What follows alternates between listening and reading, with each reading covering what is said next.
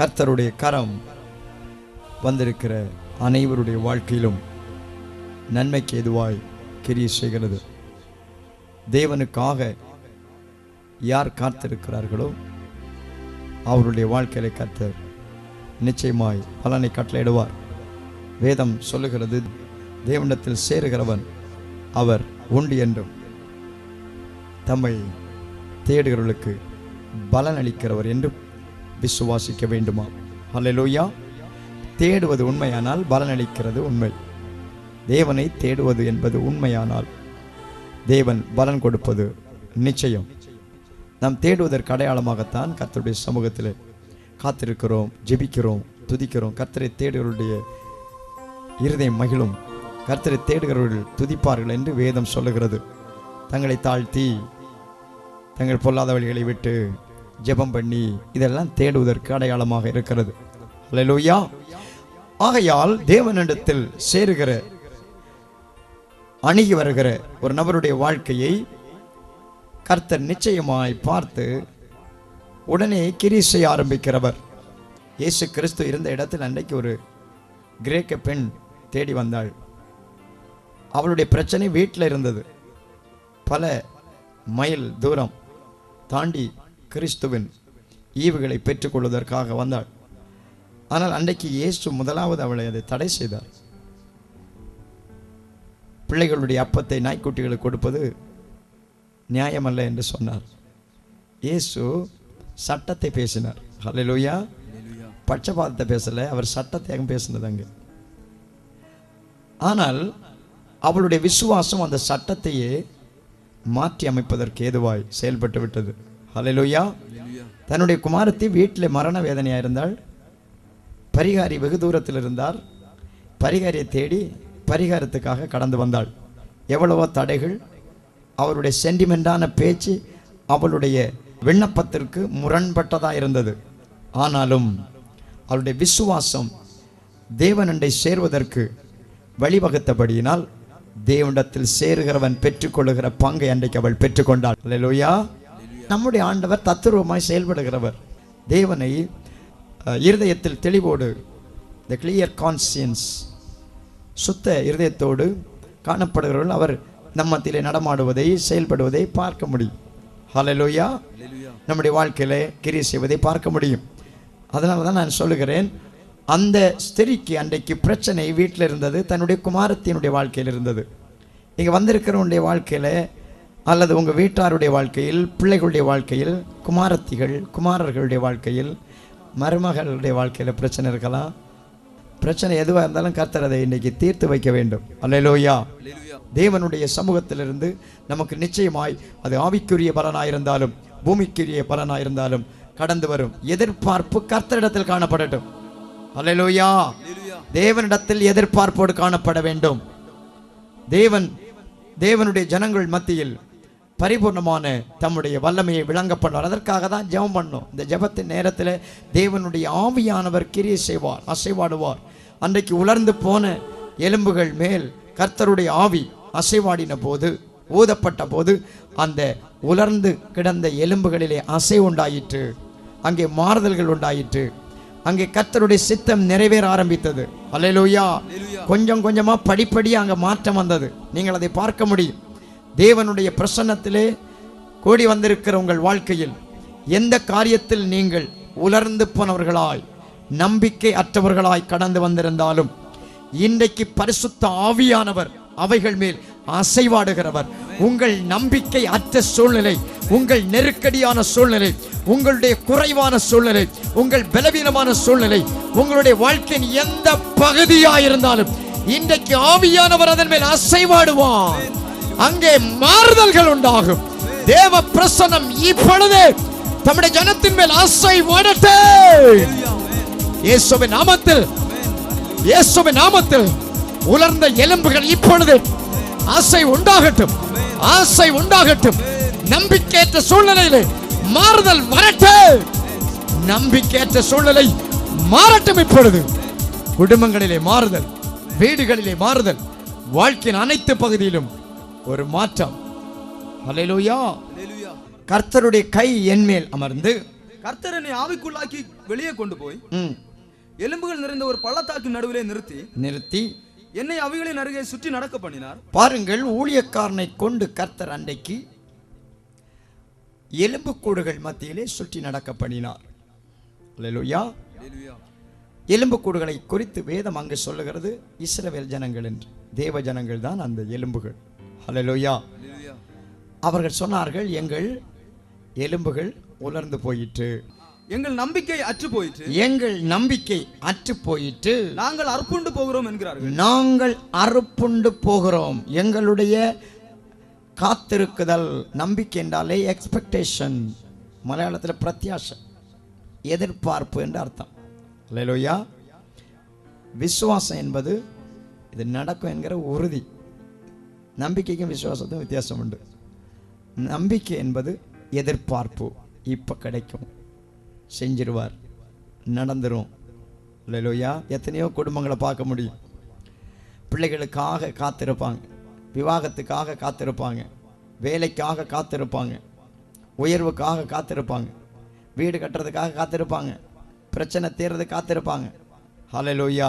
உங்கள் வாழ்க்கையை பற்றி தான் கர்த்தர் இன்றைக்கு கரிசனை உள்ளவராக இருக்கிறார். நீ எந்த விஷயத்தில் நீங்கள் தேவனுக்காக எதிர்பார்த்திருக்கிறீர்கள்? எதிர்பார்ப்பு. அவங்க சொல்றாங்க, எங்களுடைய நம்பிக்கை தான் எதிர்பார்ப்பு. எங்கள் எதிர்பார்ப்பு அற்று போயிட்டு. ஹல்லேலூயா. எதிர்பார்த்து ஒன்றும் நடக்கல. ஹல்லேலூயா. ஆனால் கர்த்தர் என்ன சொல்லுகிறார்? அந்த நம்பிக்கை அற்று போன சூழ்நிலையில் தேவன் ஒரு ஊழியக்காரனை பயன்படுத்தி அங்கே உலாவுகிறார். நம்பிக்கை அற்ற சூழ்நிலையில் கர்த்தர் கடந்து வருகிறார். ஹல்லேலூயா. நன்மை அற்ற வாழ்க்கையில், ஆசீர்வாதம் அற்ற வாழ்க்கையில் கர்த்தர் இறங்கி வருகிறார். கர்த்தர் ஊழியக்காரனை அனுப்புறது குறை உள்ளவனுடைய வாழ்க்கையில். நிறைவா இருக்கிறவனை தேடி இயேசு வரல. அதான் சொன்னார், நீதிமான்களை அல்ல பாவிகளையே ரட்சிக்க வந்தேன். குறை உள்ளவனை தான் நான் தேடி வந்தேன். கெட்டு போயிருக்கிற வாழ்க்கையை தான் நான் சீர்படுத்த வந்தேன். அல்லேலூயா. கெட்டு போன வாழ்க்கைகள், விழுந்து போன வாழ்க்கைகள், கட்டப்பட்ட வாழ்க்கைகள், குறைவுபட்ட வாழ்க்கைகள், இடறி போன வாழ்க்கைகள், வழி தெரியாமல் சிதறி போன வாழ்க்கைகள், மேன்மையற்ற நன்மையற்ற வாழ்க்கைகள், ஆசீர்வாதம் இழந்த வாழ்க்கைகள், இவை எப்படிப்பட்டவைகளாயிருந்தாலும் நீங்கள் அதை சொல்லலாம், அவைகளை தேடித்தான் கர்த்தர் இன்றைக்கு வந்திருக்கிறார். கர்த்தர் உன் வாழ்க்கையில் தேடி வந்திருக்கிறபடியினால் நிச்சயமாய் எந்த காரியத்தில் நீ இழந்தாயோ, விழுந்தாயோ, குறைப்பட்டாயோ, விளைவினப்பட்டாயோ, அவைகளில் இன்றைக்கு பரிகாரம் உண்டு. கர்த்தருடைய ஆவியானவர் சொல்லும் போதே பரிகாரத்தை கட்டளையிடுகிறவர். கர்த்தருடைய ஆவி இன்றைக்கு உங்கள் மேல் வெளிப்படுகிறது. கர்த்தர் ஒரு பரிகாரத்தை செய்கிறவர். ஹல்லேலூயா. இடிந்து போன வாழ்க்கை கட்டி எழுப்புவார். இடிந்து போன விசுவாச வாழ்க்கை, குடும்ப வாழ்க்கை, தனிப்பட்ட வாழ்க்கை, சமாதான வாழ்க்கைகள், இடிந்து போன ஐக்கியங்கள், இன்றைக்கு கர்த்தர் அவைகளை கட்டி எழுப்புகிறவராய் இருக்கிறார். வாழ்க்கையில செய்யறதுக்கு கர்த்தர் வந்திருக்கிறார். ஹல்லேலூயா. பாருங்கள், எதையோ ஒன்று நீ செய்யணும்னு சொல்ல வரல, அது உங்களுக்கு செய்யவே தெரியும். மனம் திரும்ப வேண்டியும் மனம் திரும்பிக்கிறதுக்கு உங்களுக்கு தெரியும். பாவத்தை விட வேண்டியன்னு விட தெரியும். பாருங்கள், இன்றைக்கு தேவன் உங்கள் வாழ்க்கையை செப்பனிட்டு கட்டி எழுப்பி குறை உள்ளதை சீர்படுத்தி உலர்ந்து போனதுக்கு மறுபடியும் கர்த்தருடைய ஆவியானவர் மெருகூட்ட வந்திருக்கிறார். ஹல்லேலூயா. உலர்ந்து போய் நம்பிக்கை அற்று போயிட்டு, அவங்க சொல்றாங்க எங்க நம்பிக்கை அற்று போயிட்டு என்று சொன்ன ஜனங்களை கர்த்தர் எலும்பா பார்க்கிறார். எலும்பா கிடக்கிறான்.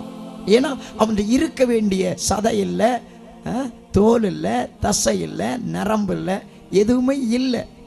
இருக்க வேண்டியது இல்லாததுக்கு பேர் தான் எலும்புங்க. ஹல்லேலூயா.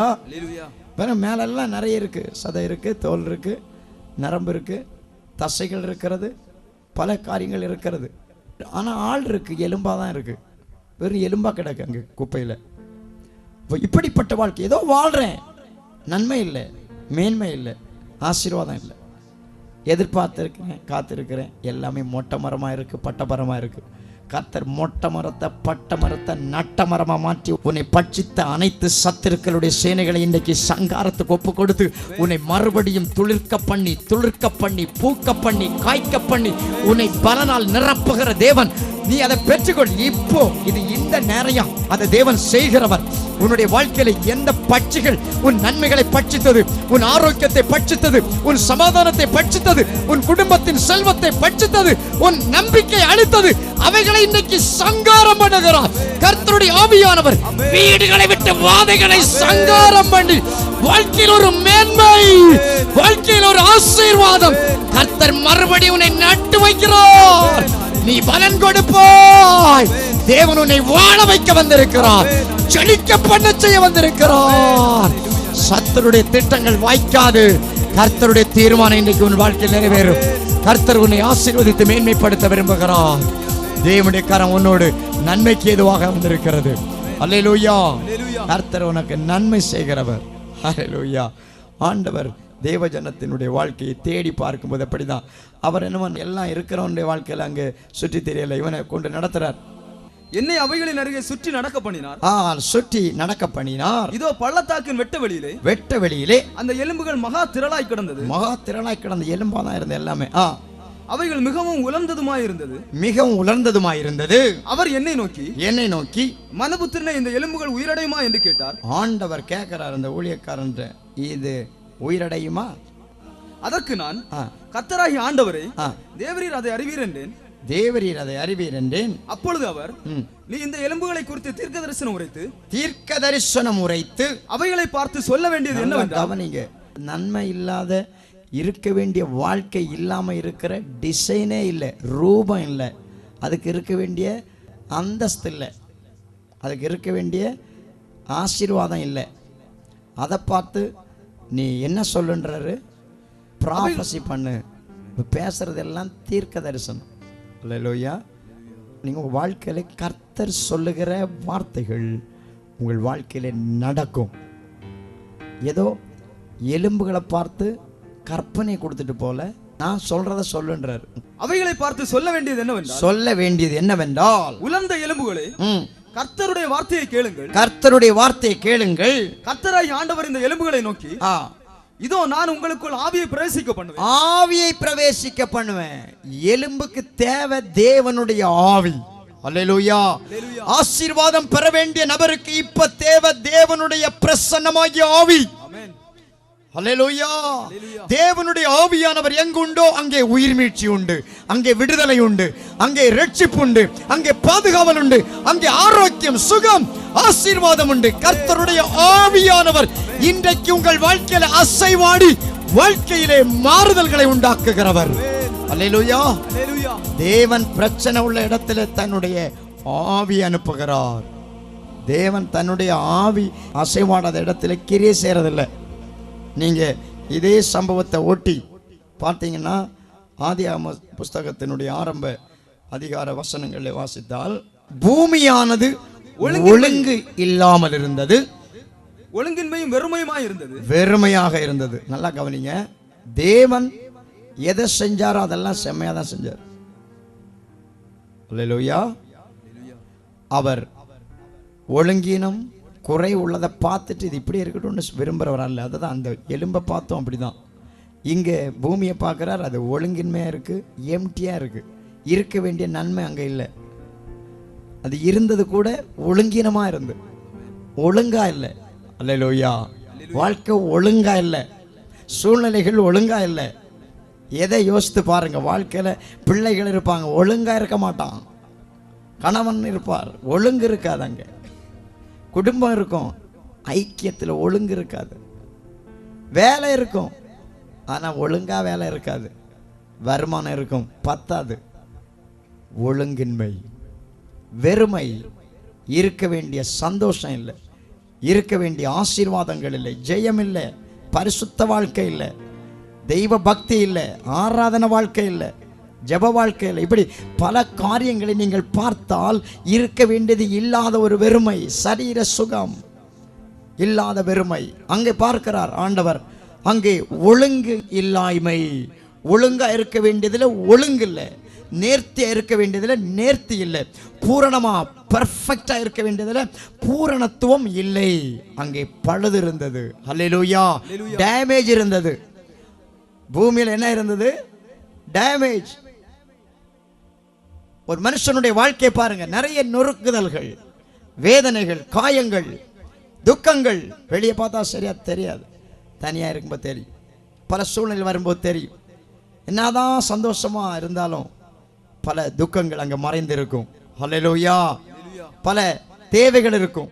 வீடு இருக்கும், அது இன்னொருத்தர் அதுக்கு மேலே எனக்கு பங்குன்னு சொல்லிட்டு இருப்பார். அப்பா அம்மா பங்கு வச்சு கொடுத்துருப்பாங்க, அதை பொம்பளை பிள்ளைக்கு கொடுத்துருப்பாங்க, அல்லது ஏதோ ஒரு பையனுக்கு கொடுத்துருப்பாங்க. ஏதோ ஒன்று நடந்திருக்கும், குற்றம், பிரச்சனை. இப்படி பலவிதமான பிரச்சனைகள் மனுஷனுடைய வாழ்க்கையில் காணப்படும். ஹல்லேலூயா. தேவன் இன்றைக்கு அப்படிப்பட்ட அனைத்து காரியங்களிலும் ஒரு மாறுதல்களை உண்டாக்க விரும்புகிறார். இங்கே பூமி ஒழுங்கின்மையா இருந்தது, வெறுமையா இருந்தது, எம்டியாக இருந்தது. ஆழத்தில் மேல் இருள் இருந்தது, இருள் அங்கே ஆதிக்கம் பண்ணி கொண்டிருந்தது. ஆட்சி தவறாயிருந்ததுனாலதான் அங்கே ஒழுங்கீனமும் வெறுமையும் இருந்தது. ஹல்லேலூயா. இருள் என்று வேதத்தில் சொல்லப்படுவது பிசாசின் துரைத்தனத்தை, பிசாசின் ஆட்சியை குறித்து வேதம் இருள் என்று சொல்லுகிறது. ஹல்லேலூயா. பிசாசினுடைய அடிமைத்தனம் எந்த வாழ்க்கையில், எந்த குடும்பத்தில், எந்த நபருடைய வாழ்க்கையில் பிசாசின் ஆட்சி இருக்கிறதோ அங்கே வாழ்க்கை ஒழுங்கா இருக்காது. ஹல்லேலூயா. அங்கே வாழ்க்கையில நிறைவேறாது, அங்கே இருக்க வேண்டியது இராது. இங்கே இருள் ஆண்டு கொண்டிருந்தது. ஆகையால் மறுபக்கம் பார்த்தால் ஒழுங்கின்மை, வெறுமை, வாழ்க்கை வெறுமை. கழிந்த நாளில் ஒருத்தர் வந்தார், 9 வீடு கட்டியிருக்கிறார். செயல்களில் குடியிருக்க முடியல. ஒன்றை கட்டுவார், ஏதாவது ஒரு பெரிய பிரச்சனை நடக்கும், அதை விற்றாதான் அது சால்வ் ஆகும். இப்படி இப்படி விற்று இப்போ கட்டியிருக்கிறது 9வது வீடு. அந்த ஆளும் அவர் மனைவி ரொம்ப யங்ஸ்டர்ஸ், 40 வயசு கூட ஆகாது. ஆனால் அதுக்குள்ளே அவ்வளோ வீடு கட்டியிருக்கிறாங்க. வீடு ஒன்று கூட இல்லை, பெரிய கடன், அடுத்த வாழ்கிறதுக்கு வீடு இல்லை, சொந்த வீடு கிடையாது. அப்போ அந்த லேடிக்கு வேற உடம்பு சரியில்லை, என்றைக்குமே ஹாஸ்பிட்டல் தான். இதிலே அவருக்கு கஷ்டப்பட்டார் பாருங்கள். ஒரே நாளில் கர்த்தர் ஒரு மாற்றம் இந்த மனுஷனுடைய மனைவியுடைய சரீரத்தில். ஆனால் அவளுக்கு வியாதி மாறிட்டு பிறகு படிப்படியாக தேவனை சேவிக்க ஆரம்பித்தார். இப்போ சொந்தமாக 2 மாடி வீடு, இது மாதிரி பெரிய வீடு கட்டவே இல்லை. அவர் வந்து 9ல், இந்த 9வது கட்டினதான் பெருசு பாருங்கள். நேற்றுக்கு அவர் வந்திருந்தார், திரும்ப பார்க்க வந்தார். நான் அப்போ அவர் திரும்ப கேட்டேன், இது எத்தனாவது வீடு கட்டினீங்க? இது 9வது வீடு பாஸ்டர், இதுதான் நான் குடியிருக்கிறேன். இதுவரை கட்டின ஒன்றுலையுமே நான் குடியிருக்கல. 20 லட்சத்துக்கு கட்டின வீடு 5 லட்சத்துக்கு விற்றுருக்கிறார். அவ்வளோ கஷ்டப்பட்டுருந்தாள். சாத்தானால் ஒரு மனுஷன் ஆட்கொள்ளப்படும் போது, அவனுடைய நன்மைகள் ஆக்கிரமிக்கப்படும் போது அங்கே கஷ்டங்களும் நஷ்டங்களும் வியாதிகளும் பலவீனங்களும் வறுமைகளும் பலவித இழப்புகளும் ஏற்படுகிறது. இருள் ஆண்ட போது அங்கே வெறுமை, இருள் ஆட்சி செய்த போது அங்கே ஒழுங்கினம். இப்படிப்பட்ட காரியங்களை தான் சாத்தான் இன்றைக்கு ஜனங்களுடைய வாழ்க்கையில கொண்டு வருகிறான். ஒரு மனுஷன் தேவனுக்கு பிரியமாய் வாழ முடியாதபடி அவனுடைய இருதயத்தை ஆண்டு கொண்டிருப்பது அந்தகாரம், இருள். அல்லேலூயா. ஒரு குடும்பம் தலைத்து வாழ்ந்து தேவனுக்கு முன்பாக நேராக வாழக்கூடாமல் செழிக்கக்கூடாதபடி அவைகளை அடிமைப்படுத்துவது அந்தகாரம், பிசாசின் ஆட்சிகள். அங்கே குறைவுகளும் சண்டைகளும் சமாதானக்கேடுகளும் நஷ்டங்களும் கஷ்டங்களும் வீழ்ச்சிகளும் ஏற்படுகிறது. இப்படிப்பட்ட ஆட்சி அன்றைக்கு அந்த குடும்பத்தை விட்டு மாற்றப்பட்டதிலிருந்து அந்த குடும்பம் தலைக்க ஆரம்பித்தது. இன்றைக்கு கடன் தீர்ந்து மற்றவனுக்கு லட்சம் கொடுக்கிற அளவுக்கு அவனை கர்த்தர் பலப்படுத்தி இருக்கிறார். இன்றைக்கு உங்களுடைய வாழ்க்கையில் எது நன்மைகளை அளித்து குறைவுகளையும் வெறுமைகளை ஏற்படுத்துகிறதோ அப்படிப்பட்ட ஆட்சிகள், இருளின் ஆட்சிகளை ஆவியானவர் இன்றைக்கு மாற்றி போடுகிறார். மகிமைப்படுத்தி உன் வாழ்க்கையை விட்டு சமாதானத்துக்கும் நன்மைக்கும் சுகத்துக்கும் மேன்மைக்கும் தெய்வ பக்திக்கும் விரோதமாய் செயல்படுகிற இருளின் ஆட்சி அழிந்து போகட்டும். சொல்லு, அழிந்து போகட்டும். இன்றைக்கு இப்பொழுது அது நடக்கணும். ஒவ்வொரு வாழ்க்கையில் இயேசுவின் நாமத்தில் இப்பொழுது அழிந்து போகட்டும். இருளின் ஆட்சிகள் அழியட்டு, அந்தகார ஆட்சிகள் உடையட்டு இயேசுவின் நாமத்தில். இந்த சத்தத்தை கேட்கிற எந்த நபருடைய வாழ்க்கையில பிசாசு ஆண்டு கொண்டு சமாதானத்தை கெடுக்கிறதோ, நிம்மதியை கெடுக்கிறதோ, ஐக்கியத்தை கெடுக்கிறதோ, ஆரோக்கியத்தை கெடுக்கிறதோ, ஆசீர்வாதத்தை கெடுக்கிறதோ, மேன்மையை கெடுக்கிறதோ, அவைகள் இப்பொழுது அழிந்து மாறட்டும். வாழ்க்கையை விட்டு அழிந்து போகட்டும். இருள் மாறி போகட்டும். இருள் மாறி போகட்டும். இயேசுவின் நாமத்தில் கர்த்தர் அவைகளை மாற்றி போடுகிறவர். அல்லேலூயா. அன்றைக்கு இருள் இருந்தபடியினால் அங்கே வெறுமை, ஒழுங்கின்மை எல்லாம் வாழ்க்கை பார்த்தீங்கன்னா பேய் அங்கே ஒரு பக்கம் சாப்பிட்டுட்டே இருப்போம். இவங்க ஆரோக்கியத்து பேர் என்ன, சுகருன்னு பேர் என்ன, சுகரு, ப்ரெஷரு, இப்படி பல விதமான அதுக்கு நாமங்கள் கொடுக்கப்பட்டிருக்கு. எல்லாம் பேயும் வாதைகளும். அல்லேலூயா, அல்லேலூயா. வாழ்க்கைகளை பட்சித்தளிக்கிற பட்சிகளுக்கு நீங்கள் இடம் கொடுக்கக்கூடாது. கர்த்தருடைய ஆவிக்கு இடம் கொடுங்கள். உங்கள் வாழ்க்கை செழிக்க ஆரம்பிக்கும். எப்படி ஒரு விருட்சத்தை அரித்து கெடுக்கிறதுக்கு பல கிருமிகள் அதில் விழுது பாருங்க. அதுக்கு விரோதமாக நம்ம அந்த கிருமி அழிக்கிற மாதிரி ஏதாவது பண்ணிட்டோன்னா அந்த கிருமி மாறிடும், திரும்ப அது தலைத்து செழித்து வரும். அதே மாதிரி உங்கள் வாழ்க்கையில் இருள் என்கிற பிசாசின் துரைத்தனங்கள், ஆட்சிகள் இருக்குமானால் அவைகள் இன்றைக்கு அது மாறி போனோம். உன் வீட்டில் இருக்கிற இருள், உன் பிள்ளைக்கு வாழ்க்கை கெடுக்கிற இருள், உன் பிள்ளைகளுடைய எதிர்காலத்தை கெடுக்கிற இருளை கடிந்து கொள். இயேசுவின் நாமத்தினாலே கணவனை கட்டி வைத்திருக்கிற அந்தகார இருள், குடிகாரனாக்கி வைக்கிற இருள் இயேசுவின் நாமத்தில் அழிய கடவுளே போ. வாழ்க்கையிலே நன்மையற்றபடி, ஆமென் ஆமென், சரீரத்தினுடைய ஆசீர்வாதம், குடும்பத்தின் ஆசீர்வாதத்துக்கு விரோதமாய் அவைகளை அழித்துக் கொண்டிருக்கிற சத்துருடைய ஆதிக்கம் இயேசுவின் நாமத்தில் அழிந்து மாறட்டும். இப்பொழுது நன்மைகளை தடை பண்ணுகிற வல்லமைகள் அழியட்டும். அல்லேலூயா. அன்றைக்கு இருள் ஆண்டு கொண்டிருந்தபடியினால் குறைவிருந்தது. அந்த இருளின் மேல் தேவ ஆவியானவர் அங்கே அசைவாடினார். அல்லேலூயா. அதுவரை காட் அங்க பேசவே ஆரம்பிக்கல. ஆவியானவர் இல்லாத இடத்துல தேவன் பேச மாட்டார், செயல்பட மாட்டார். அல்லேலூயா. ஆவியானுடைய பிரசன்னம் நம்முடைய வாழ்க்கையில அளவில்லாமல் வரணும். எவ்வளவுக்கு வருதோ அவ்வளவுக்கு தேவனுடைய செயல் நடைபெறும் உங்க வாழ்க்கையில. அல்லேலூயா. தேவ பிள்ளைகள் அதை நன்றாக அறிந்து கொள்ள வேண்டும்.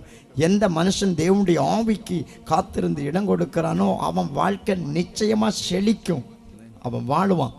யோசேப்புக்கு சொல்லி, தேவனுடைய ஆவியுடைய இந்த மனுஷனை போல யார் உண்டு அப்படின்னு கேட்குறான் ராஜா. பார்வன் கேட்குறான், ஆவியை பெற்ற இவனை மாதிரி யார் உண்டு? அவன்தான் தேசத்தினுடைய பஞ்சத்தை மாற்ற திறமை படைத்தவன். அல்லேலூயா. இப்போ தேவனுடைய ஆவி உங்கள் மேல் கிரியை செய்ய வேண்டும். இன்னைக்கு கர்த்தர் உங்கள் மேல் கிரியை செய்கிறார். ஆகையால் இருளினால் பாதிக்கப்பட்டவைகள் இன்றைக்கு மறுபடியும் சரி செய்யப்படும். அல்லேலூயா. பிசாசின் ஆவியாகிய அடிமைத்தனங்களினால் பலவிதமான தீமைகள், பலவித செய்வினை கட்டுகள், பலவிதமான சாபக்கட்டுகள், பலவிதமான சூன்ய கட்டுகள், பலவித மனுஷனுடைய வார்த்தைகள், பொறாமைகள், எதிர்ப்புகள், எரிச்சல்கள், சண்டைகள், சச்சரவுகள், இப்படிப்பட்ட பலவிதமான பொல்லாத ஆவிகளினால் வந்த தீமைகள், நன்மையை அழிக்கிற பொல்லாப்புகள் அனைத்தையும் ஆவியானவர் இன்றைக்கு அசைவாடி அவை அனைத்திலும் ஒரு பரிபூர்ணமான விடுதலை கர்த்தருடைய ஆவியானவர் கொடுக்கிறார். அல்லேலூயா. அங்கே இப்படிப்பட்ட குறைவோடு, இப்படிப்பட்ட ஒழுங்கின்மையோடு இருந்த இடத்தில் ஆவியானவர் அசைவாட தொடங்கினார். அல்லேலூயா. தேவ ஆவியானவர்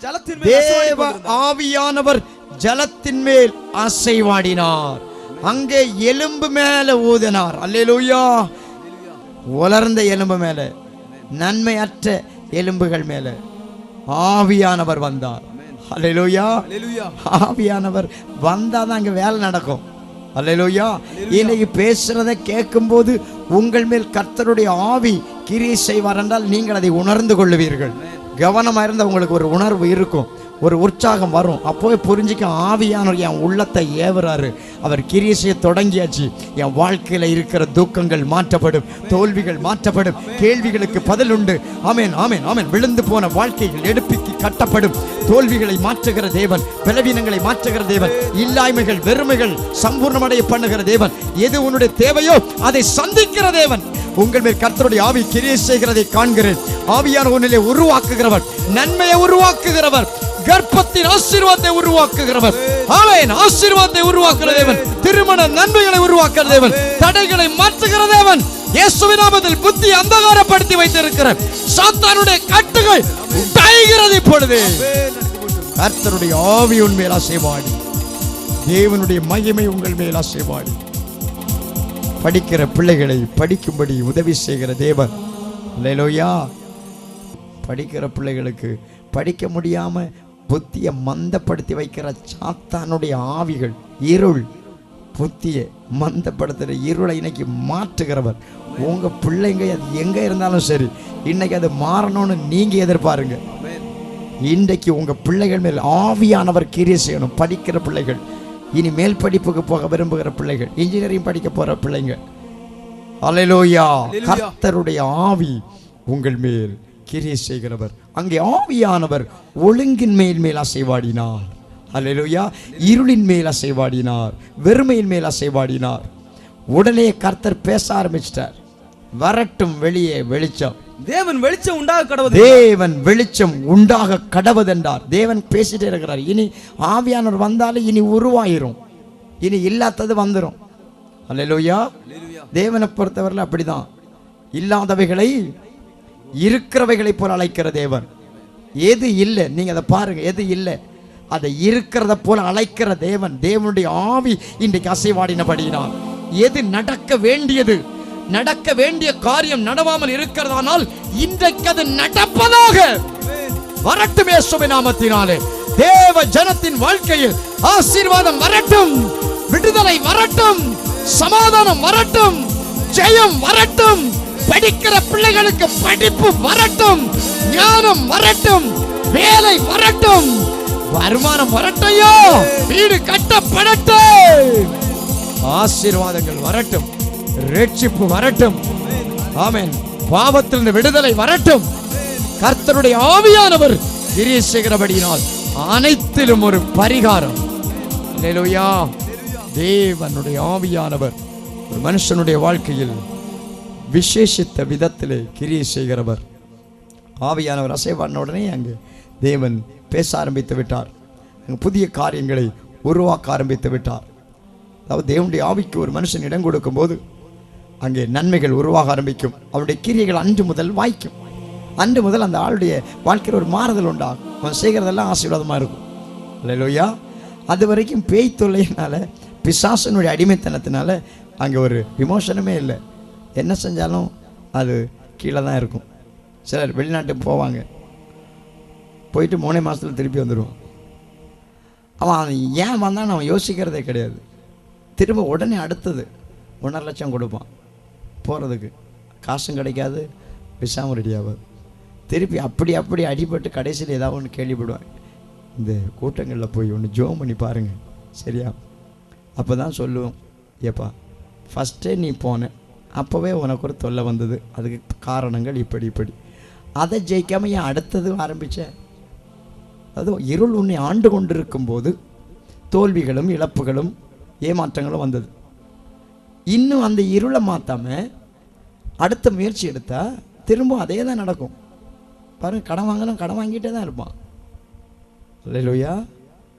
பிரச்சனையை சால்வ் பண்ணுறதுக்காக தேவ பிரசன்னத்தை ஆண்டிக் கொள்ள வேண்டும். அல்லேலூயா. அதனால தான் ஆண்டவர் கொலோசைக்கு சொல்லும்போது இப்படி சொன்னார், இருளின் அதிகாரத்தினின்று நம்மை விடுதலையாக்கி தமது அன்பின் குமாரனுடைய ராஜ்யத்திற்கு உட்படுத்தினவருமாயிருக்கு. தமது அன்பின் குமாரனுடைய ராஜ்யத்தை, இருளின் ராஜ்யத்திலிருந்து ஒரு மனிதனை விடுவித்து குமாரனுடைய ராஜ்யத்துக்குள்ள வைக்கிறார். அல்லேலூயா. ரெண்டு கிங்டம், ரெண்டு அரசாங்கம். ஒரு அரசுக்கு பேர் இருளின் அரசாங்கம், இன்னொன்று குமாரனுடைய அரசாங்கம். அல்லேலூயா. நீ இன்றைக்கு எந்த அரசாங்கத்துக்குள் அடிமையா இருக்கிறாய் என்பதை நீ உன் வாழ்க்கையை வச்சு கண்டுபிடிச்சுக்கலாம். இருளின் அடிமைத்தனத்தை விட்டு விடுவிப்பதுதான் பிதாவின் திட்டம். எந்த மனுஷன் பாவத்திலும் அந்தகாரத்திலும் மரண இருளுக்குள்ளும் சிக்கி தவிக்கிறானோ, குறைவுக்குள்ளும் தரித்திரத்துக்குள்ளும் வேதனைக்குள்ளும் சஞ்சலத்துக்குள்ளும் திகைப்புக்குள்ளும் பயத்துக்குள்ளும் சிக்கிக் கொண்டிருக்கிறானோ, அந்த மனிதரை கர்த்தருடைய ஆவியானவர் அங்கிருந்து விடுவிப்பதனுடைய நோக்கம். அல்லேலூயா. இருளின் அதிகாரத்தினின்று விடுதலை. இன்றைக்கு எத்தனை பேருடைய வாழ்க்கையில் இருள் ஆண்டு கொண்டிருக்கிறது, பிசாசின் ஆட்சி இருக்கிறது. அங்கே இன்றைக்கு கர்த்தர் விடுதலை கொடுக்கிறார். கர்த்தருடைய சுபாவமே, எந்த மனுஷன் தேவனுக்கு நேராக தன்னுடைய இருதயத்தை திருப்புகிறானோ அவனுடைய வாழ்க்கையில நிச்சயமா இருள், எப்படிப்பட்ட மரண இருள் ஆண்டு கொண்டிருந்தாலும் அங்கே ஒரு பரிபூர்ண விடுதலை. எப்படிப்பட்ட பிசாசு ஆண்டு கொண்டிருந்தாலும் அங்கே பரிபூர்ண விடுதலை. எப்படிப்பட்ட காரியங்களோடு காணப்பட்டாலும் அங்கே பரிபூர்ண மேன்மையை கர்த்தர் கொடுக்கிறவர். இன்றைக்கு நீ எப்படிப்பட்ட காரியத்தில் சிக்கிக் கொண்டிருந்தாலும் இயேசு கிறிஸ்துவின் நாமத்தினாலே தேவன் உன்னை அவற்றிலிருந்து விடுவிக்கிறார். உனக்குள் ஒரு விடுதலை, உன் வாழ்க்கையில் ஒரு விடுதலை, தரித்திரத்தில் இந்த விடுதலை, தரித்திரங்கள் இந்த விடுதலை கர்த்தர் தருகிறார். அல்லேலூயா. இருளின் அதிகாரம் பிசாசின் ஆட்சி உன்னை ஆளுவதை கர்த்தர் விரும்பல. அல்லேலூயா. அவர் அதிலிருந்து விடுவிக்கிறத மேல நான் அந்த 3 சம்பவம் சொன்னேன். அங்கே பூமி உருவாக்கப்பட்ட காலத்தில் இருள் ஆண்டு கொண்ட தேவன் அதை ஒத்துக்கல. அவர் வெளிச்சத்தை தான் ஆண்டு கொள்ள வைத்தார். அல்லேலூயா. வெளிச்சம் சொன்னார்.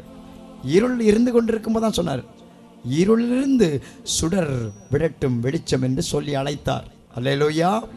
இருள் தான் இருந்தது, அவர் வெளிச்சம் உண்டாகட்டும்னார்.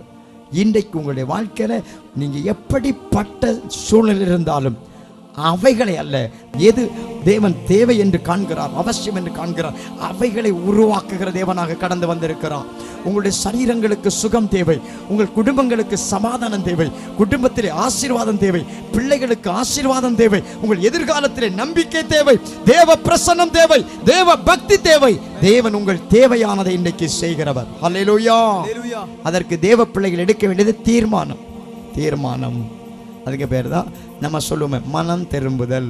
அப்படின்னாலே ரிப்பண்டன்ஸ், டேக் டிசிஷன் என்று பேர். தீர்மானம் எடுத்தல். நான் தேவனோடு இருப்பதா, பிசாசனுடைய இருளில் இருப்பதா, அடிமைத்தனத்தில் இருப்பதா, விடுதலை பெற்றிருப்பதா? அல்லேலூயா. நான் தேவனுடைய அரசுக்குள் வருவதற்கு நான் தான் தீர்மானம் எடுக்கணும். ஒரு தனிப்பட்ட நபர் தன்னுடைய வாழ்க்கையிலே தீர்மானம் எடுத்துக்கொள்ள வேண்டும். அல்லேலூயா. அது அவங்க விருப்பம், யாரும் அவங்கள ப்ரெஷர் கொடுக்க முடியாது. இயேசு கிறிஸ்து பிரசங்கம் அப்படிதான் சொன்னார், மனம் திரும்புங்கள், பரலோக ராஜ்யம் பக்கத்தில் வந்திருக்கு. உங்கள் பக்கத்தில் ராஜ்யம் அரசு வந்திருக்கு. இருளின் அரசிலிருந்து உன்னை விடுவிக்க, உன்னை ஆட்கொள்ள குமாரனுடைய அரசு உங்ககிட்ட வந்திருக்கு. நீ தீர்மானம் எடுன்னு சொன்னார். அல்லேலூயா. மனம் திரும்புங்கள், பரலோக ராஜ்யம் சமீபமாக இருக்கு. அப்போ எத்தனை பேர் தீர்மானம் எடுத்தார்களோ அவர்கள் இருளின் அரசிலிருந்து விடுவிக்கப்பட்டு குமாரனுடைய அரசாங்கத்துக்குள் வைக்கப்பட்டார்கள். அல்லேலூயா. அப்போ இருளின் அரசு என்றாலே குறைவுகளும் தீமைகளும் பாவங்களும் தொல்லைகளும் தாழ்ச்சிகளும் பலவிதமான இகழ்ச்சிகளும் கைவிடப்பட்ட நிலைமைகளும் கேள்விகளுக்கு பதிலற்ற சூழ்நிலைகளும் நம்பிக்கையற்றவைகளும் இப்படிப்பட்ட நெருக்கடியின் மத்தியில் இருப்பதுதான் இருளின் ஆட்சி. அப்படிப்பட்ட நிலைமையில் இருக்கிற ஒரு மனுஷன் எப்ப தேவனுடைய ஆட்சிக்குள், தேவனுடைய ஆசீர்வாதத்துக்குள், தேவனுடைய நன்மைகளுக்குள் கடந்து வர வேண்டும் என்று தீர்மானம் எடுக்கிறானோ, பாவத்தை விட்டு தேவனுடைய பரிசுத்தத்துக்குள் வர வேண்டும் என்று தீர்மானம் எடுக்கிறானோ, இயேசு கிறிஸ்துவின் இரத்தத்தினால் உண்டான மன்னிப்பையும் மீட்பையும் பரிசுத்தத்தையும் நீதியையும் பெற்றுக்கொள்ளும்படி யார் தீர்மானம் எடுக்கிறானோ அவனுடைய வாழ்க்கையில கர்த்தர் இருளை விட்டு அவனை வெளிச்சத்தினிடத்துக்கு கொண்டு வருகிறவர். அல்லேலூயா. அந்தகாரத்திலிருந்து ஆச்சரியமான ஒளிநிலத்திற்கு கொண்டு வருகிறவர், அடிமைத்தனத்திலிருந்து விடுதலைக்கு நேரே கொண்டு வருகிறவர். எந்த மனுஷனுடைய வாழ்க்கை இன்றைக்கு தேவனுக்கு முன்பாக தீர்மானம் எடுக்கிறதோ அங்கே கர்த்தர் கிரியை செய்கிறவர். அல்லேலூயா. உன் வீட்டில் கர்த்தரை கொண்டு வருவது உன்னுடைய தீர்மானம். அது அவரவருடைய தீர்மானத்தை பொறுத்துதான் கர்த்தர் அங்கே கிரியை செய்கிறார். அல்லேலூயா. ஆவியை கட்டளையிட்டார். வாசி. நான் உங்களுக்குள் ஆவியை பிரவேசிக்க பண்ணுவேன். ஆவியை பிரவேசிக்க பண்ணுவேன். அப்பொழுது உயிரடைவீர்கள். அப்பொழுது உயிர் வரும். அல்லேலூயா. அப்போ உயிர் வரும், இல்லாதது வரும். அங்க செயல்பட முடியாமல் இருக்கிறான், செயல்பட முடியாதவன் செயல்படுவான். தேவனுடைய ஆவி ஒரு மனிதன் மேல் வரும்போது செயல் இழந்தவனாய் இருக்கிறவன் செயல்பட ஆரம்பிப்பான். பாவியா இருந்தவன் பரிசுத்தவனாய் மாறுவான். இருளில் இருந்தவன் வெளிச்சமாய் மாறுவான். வியாதியா இருந்தவன் சுகம் அடைவான். தரித்திரத்தில் இருந்தவன் ஆசீர்வதிக்கப்படுவான். சாபத்தில் இருந்தவன் சாபத்தை விட்டு மேன்மை அடைவான். அல்லேலூயா. கர்த்தருடைய ஆவியானவர் இன்றைக்கு உன்னுடைய தீர்மானத்தின் பேரில் உன் வாழ்க்கைக்குள் பிரவேசிக்கிறவர், உன் குடும்பத்தில் பிரவேசிக்கிறவர், உன் உள்ளத்தில் பிரவேசிக்கிறவர்.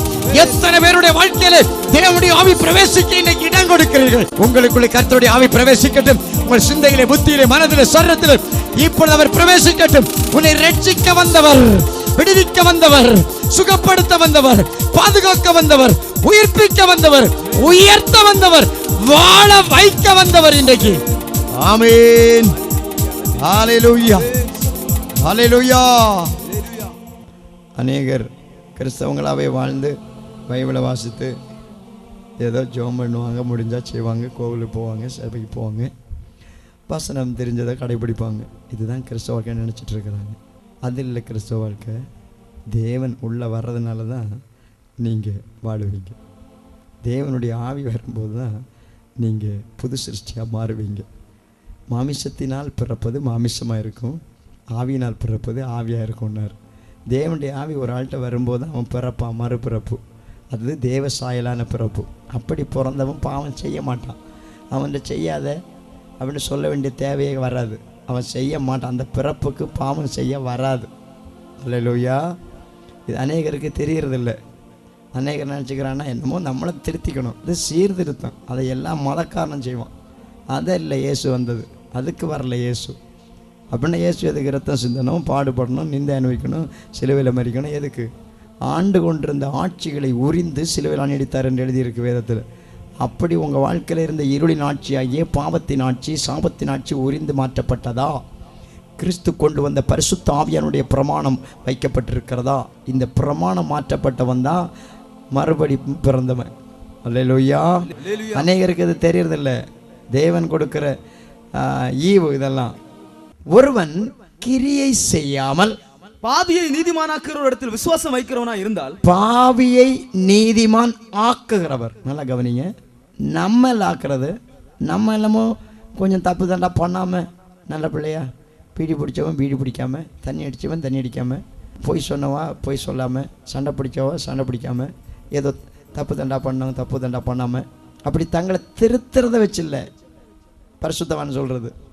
கிரியை செய்யாமல் பாவியை நீதிமானாக்குற இடத்தில் விசுவாசம் வைக்கிறவனா இருந்தால், பாவியை நீதிமான் ஆக்குகிறவர், பாவியை நீதிமானாய் மாற்றுகிறவரிடத்தில் விசுவாசம் வைக்கிறவனாய் இருந்தால் அவனுடைய விசுவாசமே அவனுக்கு நீதியாக எண்ணப்படும். அவன் வைத்த விசுவாசம், அவரை பற்றி கொள்வதுதான் அவனுக்கு நீதி. அல்லேலூயா.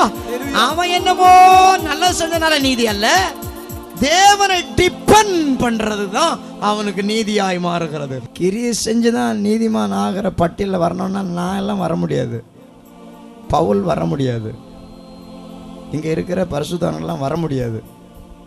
அப்படி இல்லை வர்றது, அவர் ஆக்கினால தான் வந்திருக்கிறோம்.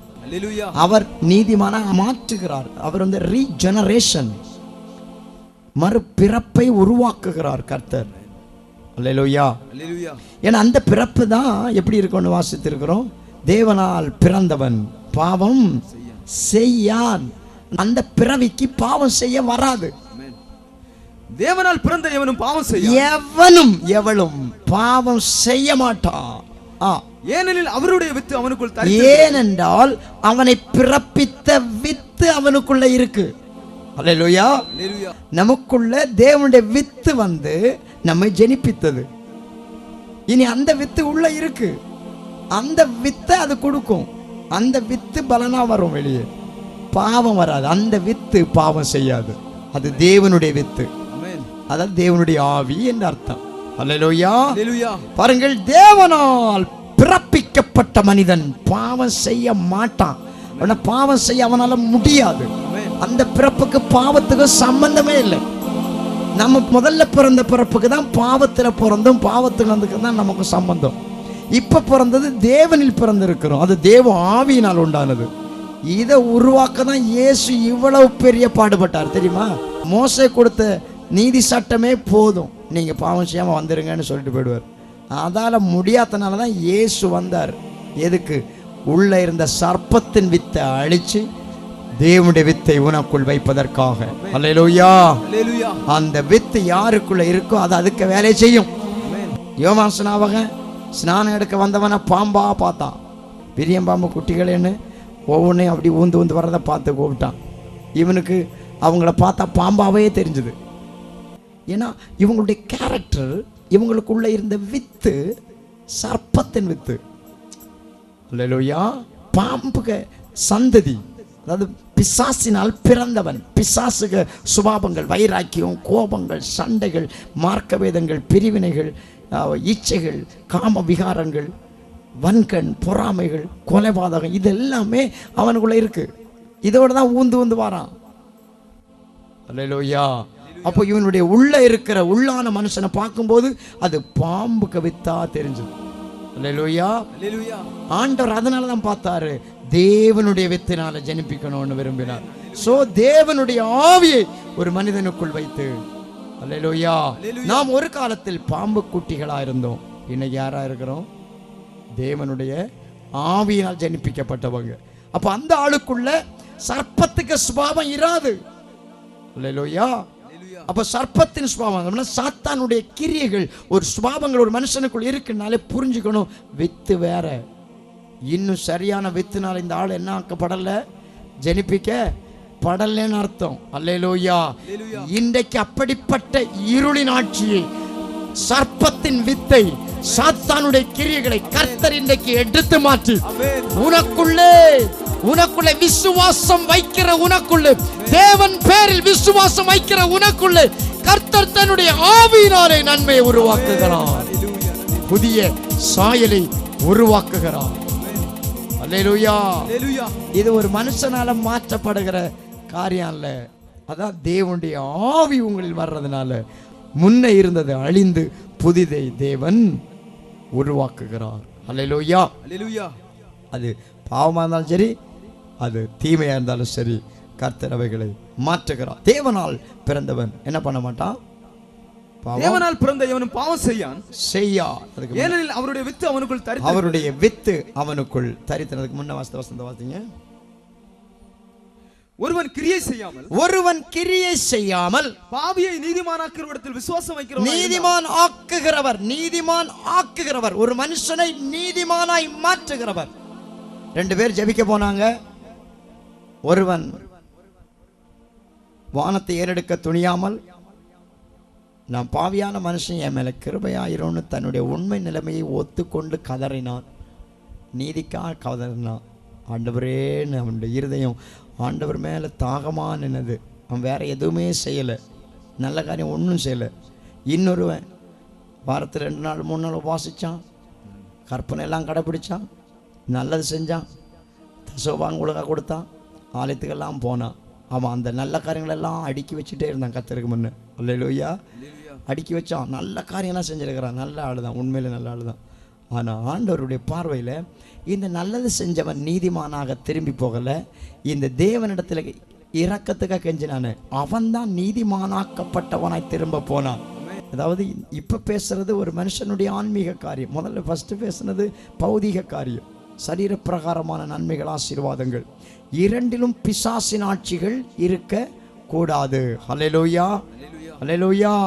அப்போ தேவன் ஒரு மனுஷன் மேல் தன்னுடைய நீதியை வைப்பதற்கு அவன் தீர்மானம் எடுக்கிறான். தேவனை பற்றி கொள்ளணும், தேவன் என்னை நீதிமானா மாற்றணும், தேவனால் உண்டான நீதியை நான் பெற்றுக்கொள்ளணும், தேவன் என்னை நீதிமான் ஆக்க வேண்டும். நான் என்னமோ நல்லது செஞ்சனால இல்லை, தேவன் என்ன நீதிமானாய் மாற்ற வேண்டும். அல்லேலூயா. அவரிடத்தில் விசுவாசம் வைக்கணும். அதாவது பாவியை நீதிமானாய் மாற்றுகிறவரிடத்தில் விசுவாசம் வைப்பானால், விசுவாசம் என்பது தேவனோடு ஒரு மனுஷன் கொள்ளுகிற ஐக்கியம், டிபெண்டிங், தொடர்பு. அல்லேலூயா. தேவனை சார்ந்து கொள்ளுகிற அல்லது பற்றி கொள்ளுகிற மனம், அதுதான் விசுவாசம். அது மனக்கண்ணுக்கு கொடுக்கப்படுகிற பெயர் ஃபெய்த். அப்போ ஒரு மனம் தேவனை பற்றி கொள்ளுமானால் அவனை அவர் பாவியாயிருந்தால் நீதிமானாய் மாற்றுகிறார். அல்லேலூயா. இன்றைக்கு எத்தனை பேருடைய மனம், இருதயம் விசுவாசம் என்கிற பெயரில் தேவனை பற்றி கொள்ளுகிறதோ, அவன் எப்படிப்பட்ட பலகீனன், எப்படிப்பட்ட மதியினன், எப்படிப்பட்ட பாவியாயிருந்தாலும் அவனை தேவன் நீதிமான் என்கிற ரூபத்தில் மாற்றுகிறார். அல்லேலூயா. இன்றைக்கு எப்படிப்பட்ட சூழ்நிலையில் காணப்பட்டாலும் தேவனுடைய ஆவி உங்கள் மேல் வரும்போது நீங்கள் நன்மை சிருஷ்டிக்கப்படுவீர்கள், ஆசீர்வாதம் உங்கள் உண்டாகும், தீமைகள் உங்களை விட்டு மாற்றப்படும். அவர் சொல்லுகிறார், என் ஆவியை நான் அவைகளுக்குள் வைப்பேன், நான் உங்களுக்குள் ஆவியை பிரவேசிக்க பண்ணுவேன், அப்பொழுது உயிர் அடைவீர்கள், அப்பொழுது நீங்கள் உயிர் அடைவீர்கள். பாருங்கள், தேவனை ஒரு மனிதன் விசுவாசிக்கும் போது அவனுக்குள் தேவனுடைய ஆவி வைக்கப்படுகிறது. இயேசு சொன்னார், என்னிடத்தில் விசுவாசமாய் இருக்கிறவனுடைய உள்ளத்திலிருந்து ஜீவ தண்ணீர் உள்ள நதிகள் புறப்பட்டு ஓடும் என்று சொன்னார். அந்த வாக்கியத்துக்கு அடுத்த வாக்கியம் அந்த விளக்கமா சொல்லி இருக்கிறது, தம்மை விசுவாசிக்கிறவர்கள் அடைய போகிற, பெற்றுக்கொள்ள போகிற ஆவியை குறித்து அப்படி சொன்னார் என்று. அல்லேலூயா. பாருங்கள், அவர் மேல் விசுவாசம் வைக்கிறவனுடைய உள்ளத்தில் உடனேயே தேவனுடைய ஆவி கடந்து வருகிறது. அல்லேலூயா. தேவனை தொடுகிறவன், மனக்கண்ணினால் தேவனை தரிசிக்கிறவன் அல்லது டச் பண்றோம். இப்ப நீங்க இருக்கிறீங்க, ஆண்டவரை உறுதியா நினைக்கிறீங்க, ஆண்டவரேன்னு உங்களுடைய கான்சியன்ஸ் தேவனை தொடும்.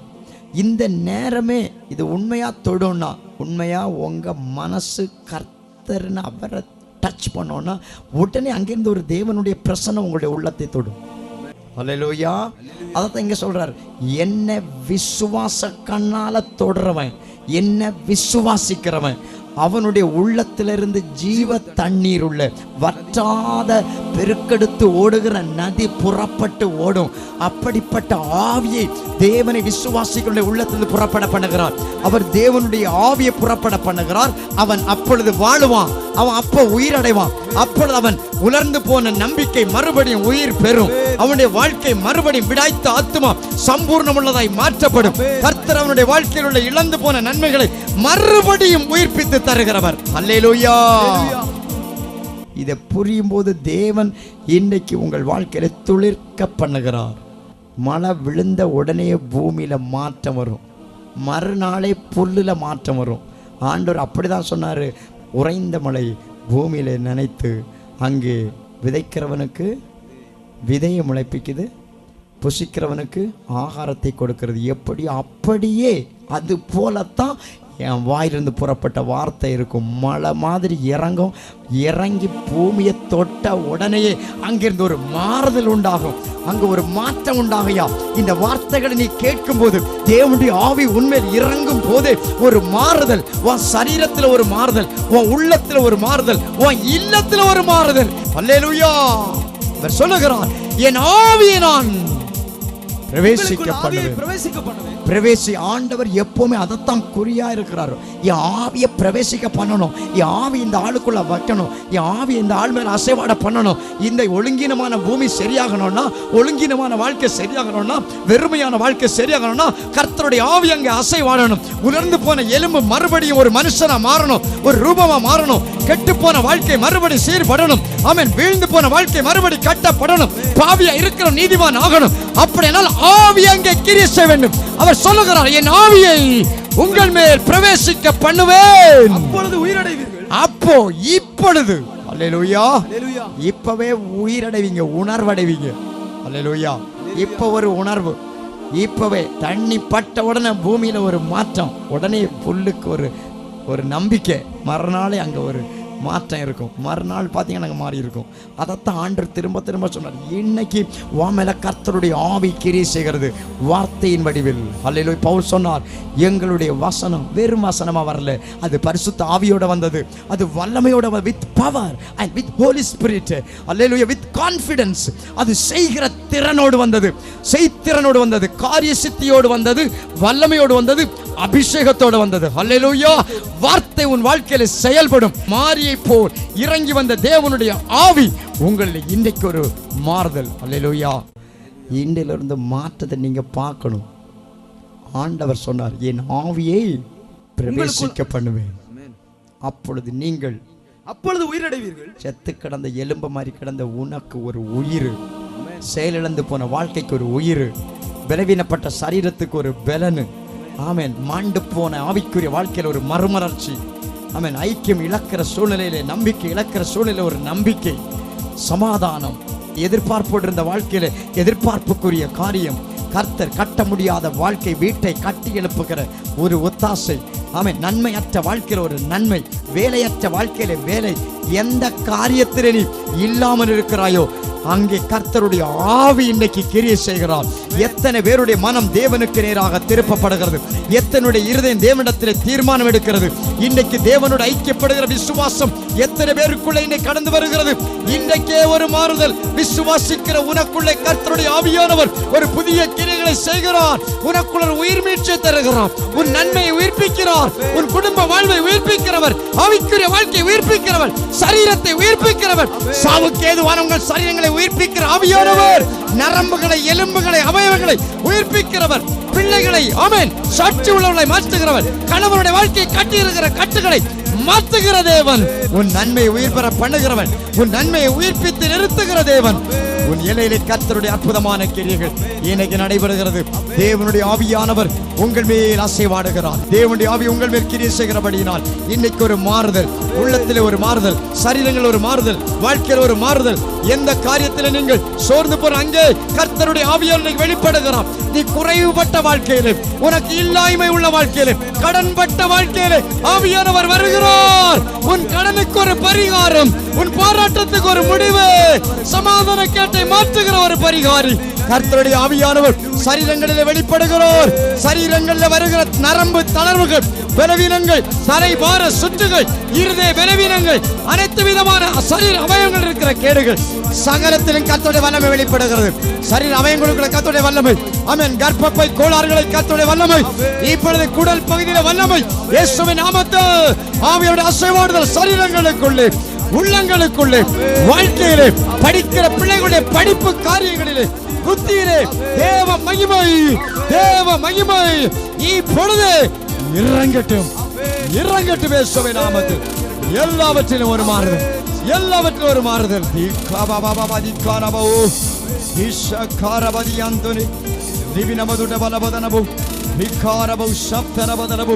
ஆவியானவருக்கு நன்றி செலுத்தி எல்லோரும் மகிமைப்படுத்தி எல்லோரும் ஜெபம். கர்த்தருடைய ஆவியானவர் இன்னைக்கு ஒரு மாறுதலை தருகிறார். உன் இருளை விட்டு உன்னை வெளிச்சத்தை நடத்தி கொண்டு வருகிற தேவன், இருளின் அதிகாரத்தை மாற்றி அன்பின் குமாரனுடைய ஆவியின் ஆட்சிக்குள் கொண்டு வருகிறவர், சர்ப்பத்தின் வித்தை அழித்து, சாத்தானுடைய வித்தை அழித்து கர்த்தருடைய வித்தினால் உன்னை ஜெயிப்பிக்கிறவர் ஆவியானவர் இன்றைக்கு உன்னிலே ஒரு மாறுதல் தருகிறவர். பாவ கிரியைகளை மாற்றி நீதிமானுக்குரிய நீதியின் கிரியைகளை தருகிற தேவன் இன்றைக்கே ஒரு மாறுதல். ஒவ்வொருக்குள்ளும் ஒரு மாற்றம், ஒவ்வொருக்குள்ளும் ஒரு மாறுதல். Thank you Jesus. ஆவியினுடைய வல்லமை நம்முடைய ஜனத்தின் மேல் இன்றைக்கு வெளிப்படுவதற்காக நன்றி. ஒவ்வொரு கர்த்தருடைய மகிமை இன்னைக்கு மூடிக்கொண்டிருக்கிறது. சரீரம் முழுவதிலும் தலை முதல் பாதம் வரைக்கும். ஆமென். கர்த்தருடைய வல்லமை தலையிலே, மூளை நரம்புகள், கண்ணுக்குள்ள இருக்கிற எல்லா கேடுகளை மாற்றுகிற தேவ வல்லமை கண்ணுக்குள்ள இறங்கட்டும், எல்லா அவயவங்களுக்குள்ள இறங்கட்டும். இயேசுவின் நாமத்தினாலே பலவீனப்பட்ட சரீர பகுதிகளுக்குள்ளே, புத்தியை கட்டியிருக்கிற சத்துருடைய கட்டுகள் மேல் கர்த்தருடைய வல்லமை இறங்கட்டும். கட்டப்பட்ட ஆசீர்வாதங்கள் இன்னைக்கு கட்டவிழ்க்கப்படும்படி, நன்மைகள் கட்டவிழ்க்கப்படும்படி, தடைகள் உடைக்கப்படும்படி கர்த்தருடைய மகிமை வியாபரிப்பதாக இயேசுவின் நாமத்தில். அனைவருடைய வாழ்க்கையில் ஒரு மாற்றம், அனைவருடைய வாழ்க்கையில் ஒரு மாறுதல் இயேசுவின் நாமத்தில் உண்டாவதாக. எத்தனை பேருடைய உள்ளங்கள் இன்னைக்கு தேவனுடைய ஆவியானவர் என் மேல் அசைவாட வேண்டும். என்னிலே உலர்ந்து போனவைகள் உயிர் பெற வேண்டும், உலர்ந்து போனவைகள் உயிர் பெற வேண்டும், உலர்ந்து போனவைகள் உயிர் பெற வேண்டும்.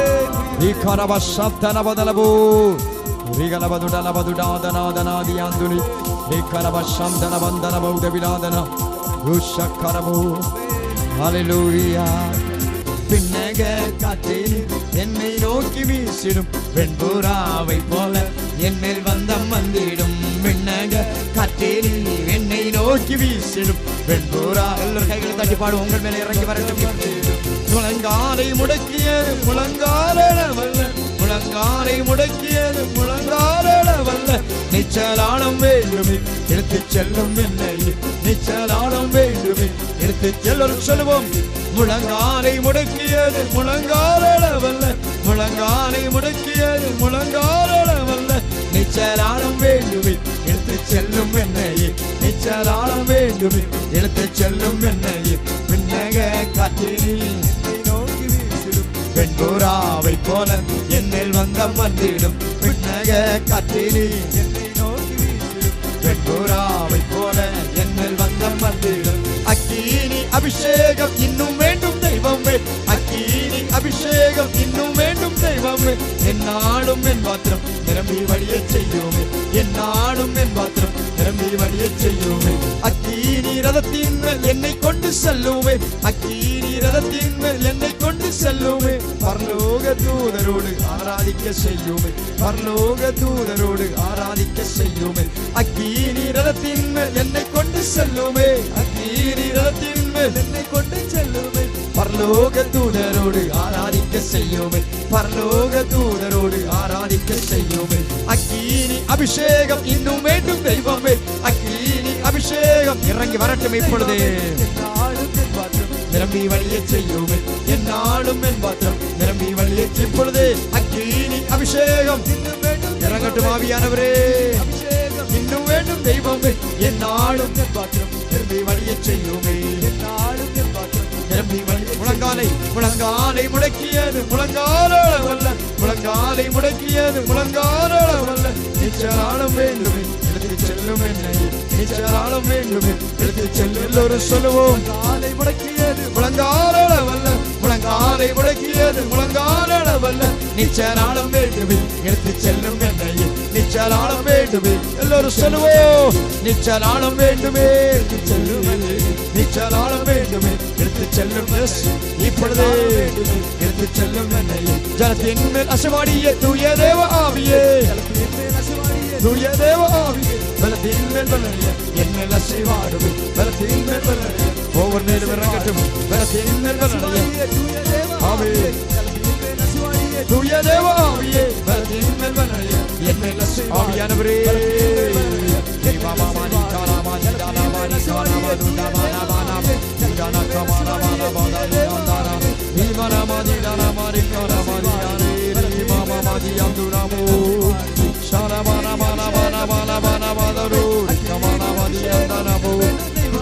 என்னாலும் என் பாத்திரம் நிரம்பி வழிய செய்யும்.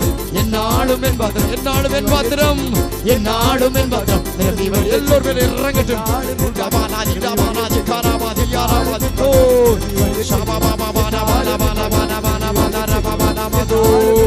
இறங்கட்டும். என்னாலும் என் பாத்திரம் நிரம்பி வழிய செய்யும். என்னாலும் என் பாத்திரம் நிரம்பி வழிய செய்யும். அவே நிச்சராளம் வேண்டுமே, நிச்சலாளம் வேண்டுமே எடுத்து செல்லும் என்னை, நிச்சலாளம் வேண்டுமே. ஆவியானவரே ஒவ்வொருடைய வாஞ்சையை நிறைவேற்றுகிற தேவன், உலர்ந்த எலும்புகள் மேல் அசைவாடின ஆவியானவர் இப்பொழுதே இறங்கி இறங்கி இறங்கி மகிமைப்படுத்தி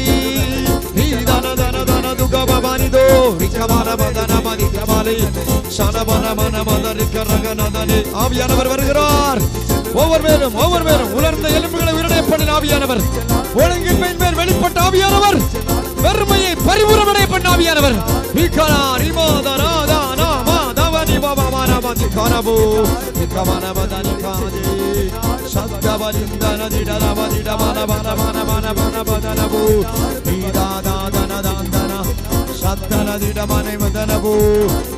சரீரங்களுடைய வியாதிகளை மாற்றுகிறவர், வேதனைகளை மாற்றுகிறவர், கழுத்து பகுதியில் இருக்கிற கேடுகள் கட்டுகள் இப்பொழுது மாற்றப்படுகிறது.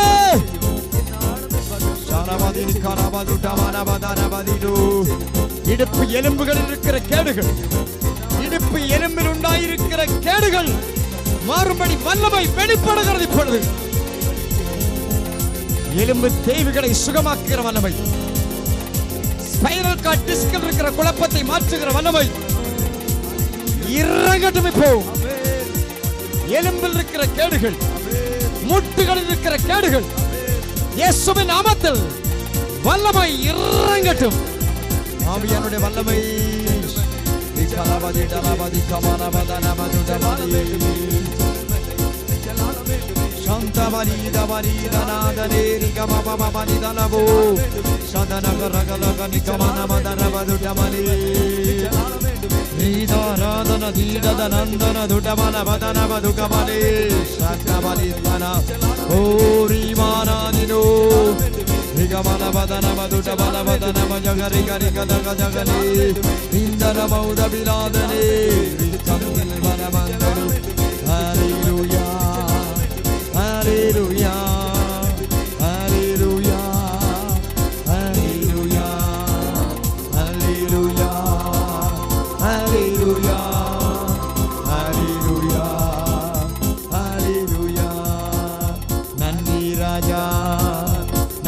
ராஜா,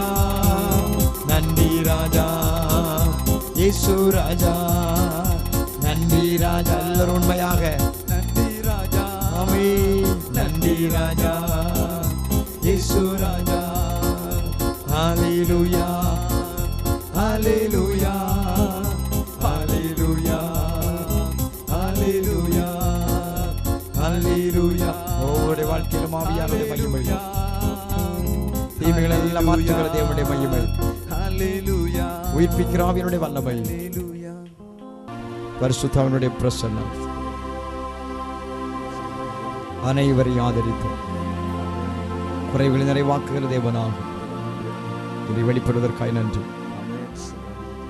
கர்த்தர் இன்றைக்கு உன் குறைகளை நிறைவாக்குகிறார். நம்பிக்கையற்று போன பிள்ளைகளை குறித்து, வீட்டின் நன்மைகளை குறித்து, நம்பிக்கையற்று போன வாழ்க்கையில கர்த்தருடைய ஆவியானவர் இன்றைக்கு அசைவாடி புதிய காரியத்தை செய்கிறார். புதிய வாசலை திறக்கிறார். புதிய காரியத்தை நடப்பிக்கிறார். கர்த்தருடைய கிருபை இன்றைக்கு உன்னுடைய நீதியின் நிமித்தம் அல்ல, கர்த்தர் தம்முடைய நாமத்தின் நிமித்தமாய் உனக்கு இரக்கம் செய்கிறார். இன்றைக்கு சர்வ வல்லவர்களுடைய விருப்பத்தையும் வேண்டுதல்களையும் அங்கீகரித்து ஆசீர்வதிக்கிறவர்.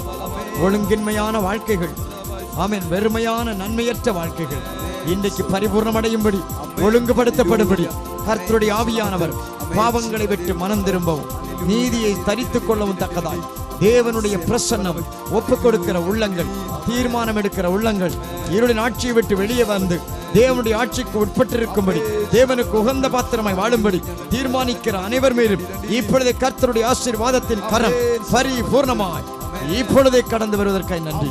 பிதா, குமாரன், பரிசுத்தாவின் நாமத்தில் தனது ஜனத்தை கர்த்தர் ஆசீர்வதிப்பதற்காய் நன்றி. தேவனுடைய பரிபூர்ணமான நன்மைகள் நம்முடைய ஜனத்தின் மேல் பலிப்பதாக.